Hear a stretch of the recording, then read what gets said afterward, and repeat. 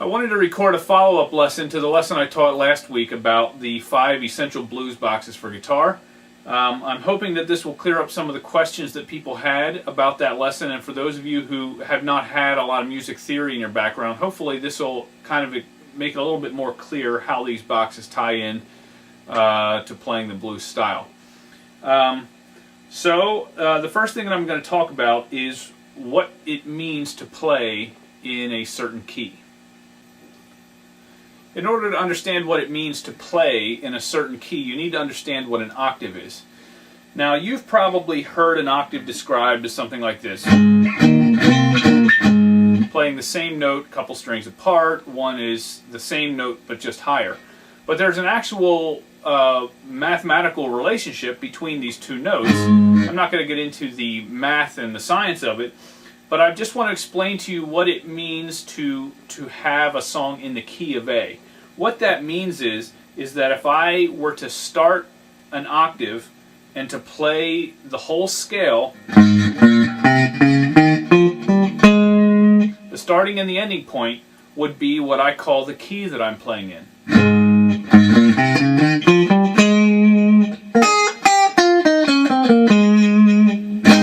So those are kind of the end points of the octave that I'm playing in, and that's why I say I'm playing in this key. Now, the way that the rest of the chords apply to this is when we say 1, 4, and 5, we mean the 4th and the 5th note along that scale. 1, 2, 3, 4. Well, that puts us right here. So when I'm playing in the key of A flat, and I say we go up to the 4, that means I'm just going to the chord that corresponds with the 4th step along that scale. So when you hear,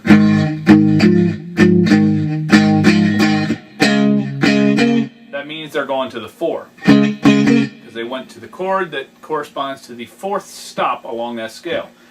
And it's not too hard to figure out that from there, the 5 is just simply going to the 5th stop along that scale.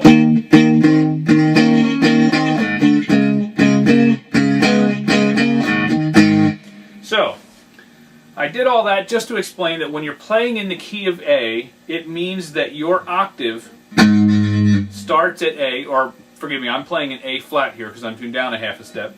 If I say that I'm playing in A flat, it means that I am basically playing within this set of notes that start on A flat.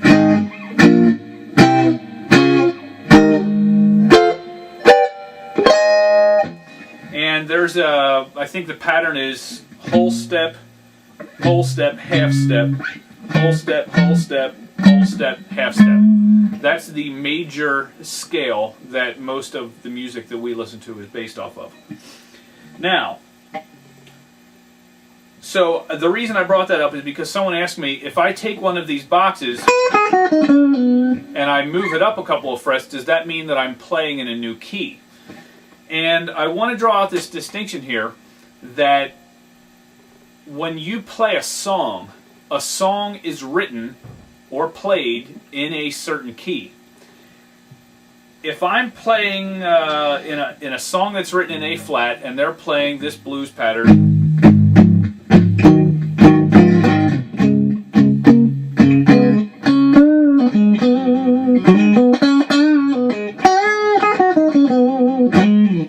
what I just played there is in what I described in the last lesson as the root box for the key of A flat. So let's say that they go up to the 4 then, and I decide I'm going to play here.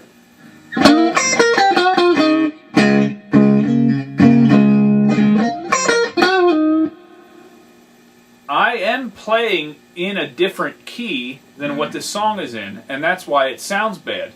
There's nothing wrong with me playing in this blues box, but it's not in the same key as what the song that I was playing along was with.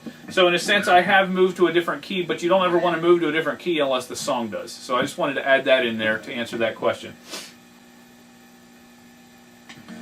Alright, let's talk about the different methods that people have been taught for playing blues. I had a couple of people ask me, how does this compare to this method or that method? And I'm hoping to explain a little bit of that here.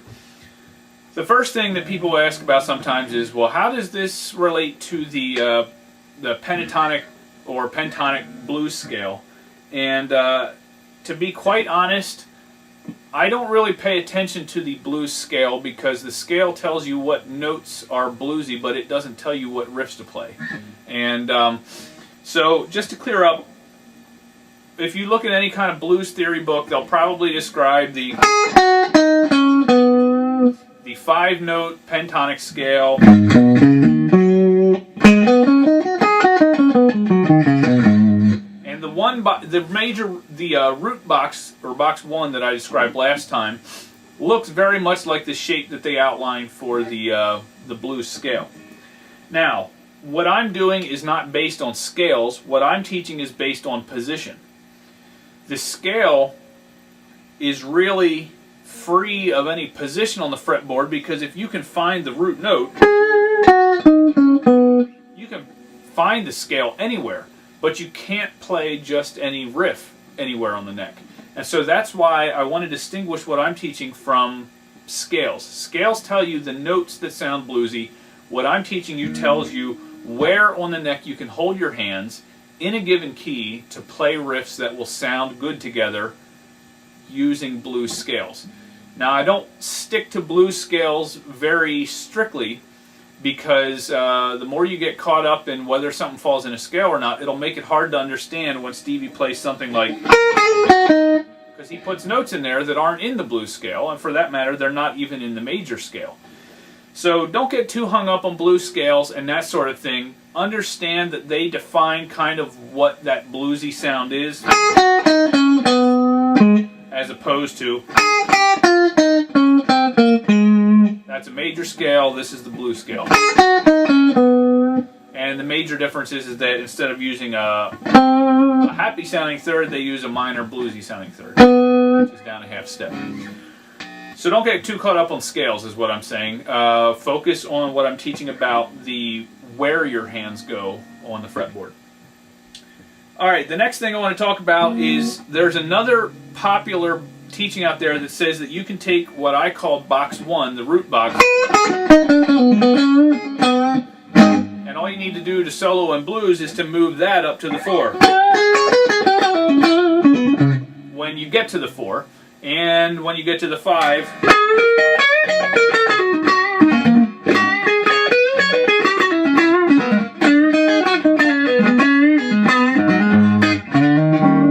and all of those will sound good as long as you hit them at the right points in the song.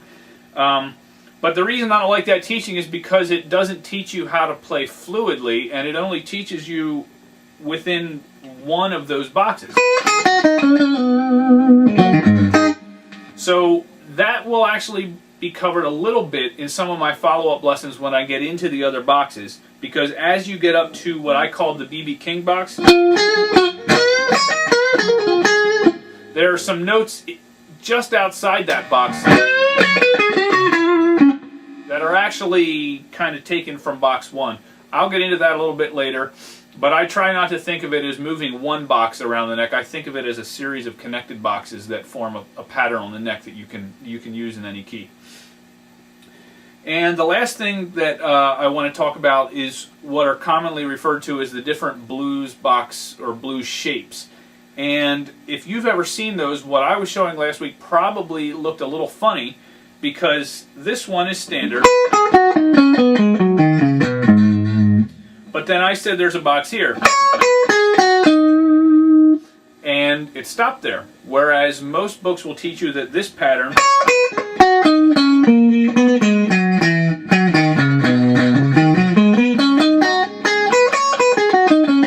extends all the way down to the bottom string.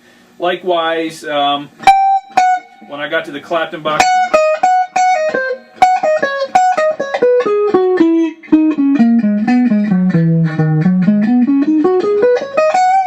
they teach you the pattern that goes all the way from the top string to the bottom string. The reason I don't deal with those is because I don't use them, and none of the players that I learned from ever use those full boxes. The boxes that I'm describing are a subset of the full shape because I'm extracting out what's the most commonly used part of that box. And you'll see from the diagram that there's kind of a big gaping hole. After you get out of the 1 box, you got the 2 box and the 3 box and the 4 box, and they're all in the top 3 strings or so, and there's this big gaping hole, which I will explain how I use a little bit later. I fill it up with what I call the backdoor pattern, but that'll be a little bit later down the line. So, what am I saying? What I'm saying is that what I'm teaching is not better than any other method, it's just different. But it's important for you to realize why it's different if you want to understand how to use it. The first way that it's different is that I leave out what's not used. I don't teach a full blues box if I'm not going to use it in a riff, because I find that when you try and play riffs just because they're in a box, it sounds forced.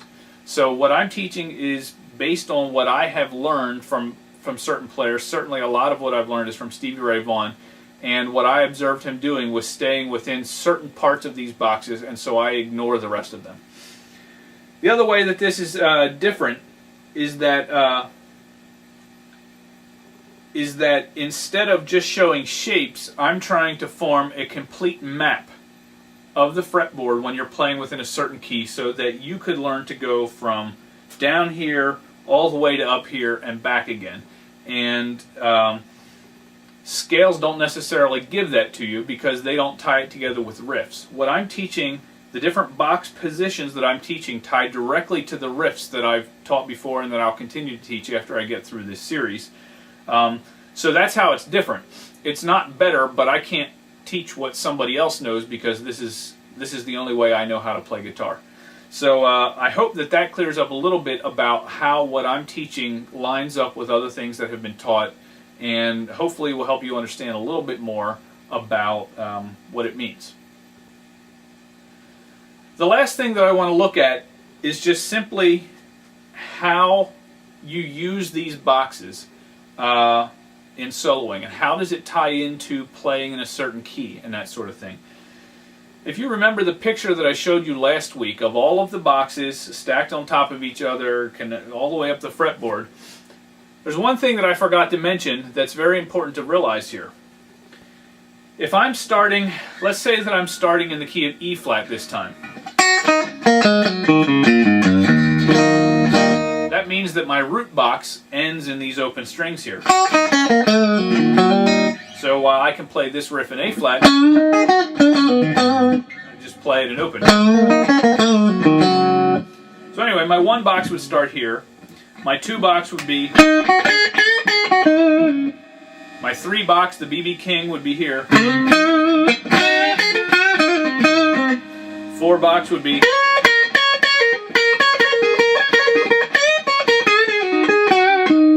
and my 5 box, which I called the major root box, would be.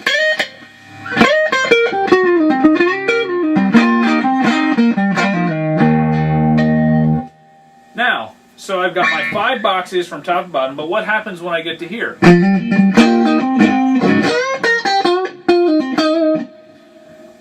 Well, the key thing that you have to know is that if you were to cut those shapes out of cardboard and tack them to the fretboard here, you could just start over with the 1 box right where the 5 box ends.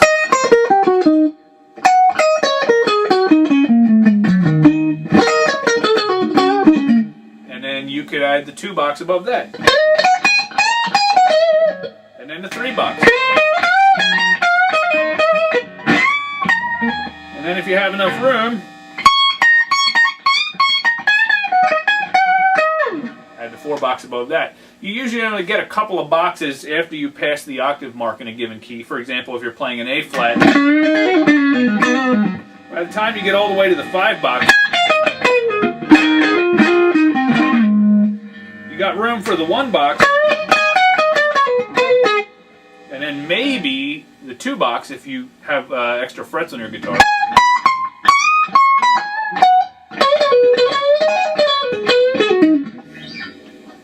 But the key is that if the fretboard went on forever, you could just keep repeating those boxes and playing the same riffs in the 1 box down here as you do up here, and it would sound just as good. So it really does map out the whole fretboard for you. So if I'm playing in the key of B flat,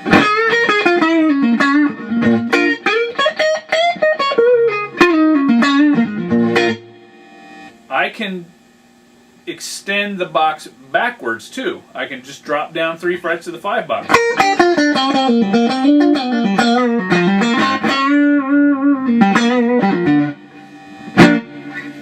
So I hope that explains a little bit more about what it means to extend the boxes after you reach the top. I only showed one map of all the boxes together, but really I could have copied that and pasted it, starting it over and continue it down the fretboard as well.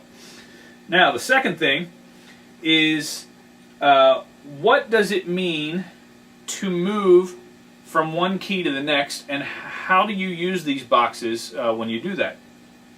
Well, let's think about that. Let's say that I'm playing Texas Flood, and that's in the key of F sharp because I'm tuned down half a step.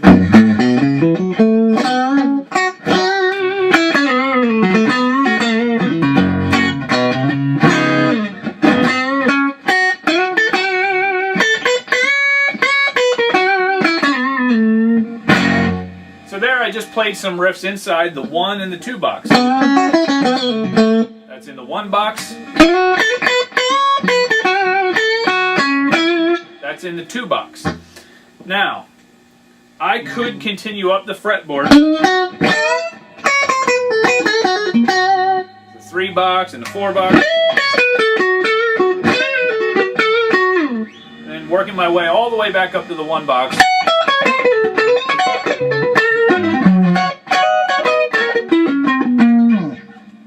Well, let's say the next song is in the key of A flat. Well, based on what I taught at the beginning of this lesson, that means that I have to start with the root box at the bottom string that corresponds to A flat. So, what does that mean? If my box starts here and I move up 2 frets, what box is there? Well, the key thing that you got to realize is that when you move to another song that's in a different key, again, if you cut out that whole series of boxes in cardboard, all you would have to do is move the whole set of boxes up to the new fret, and now you've got your new map that you can play in. So now my 1 box is here, and my 2 box is here, 3 box, 4 box, and my 5 box, and my 1 box.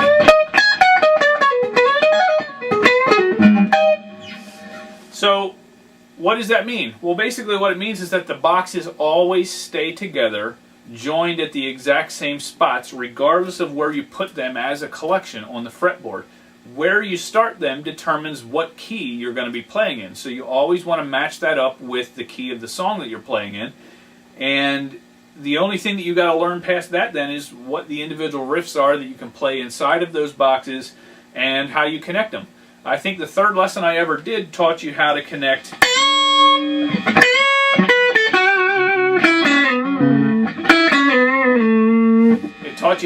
the 2 box down to the 1 box, and I'm going to teach a lot more about that, but you just have to understand that the 1 box is always followed by the 2 box, is always followed by the 3 box, and if you move the 1 box to a new fret, the whole rest of the box, all the rest of the boxes go with it.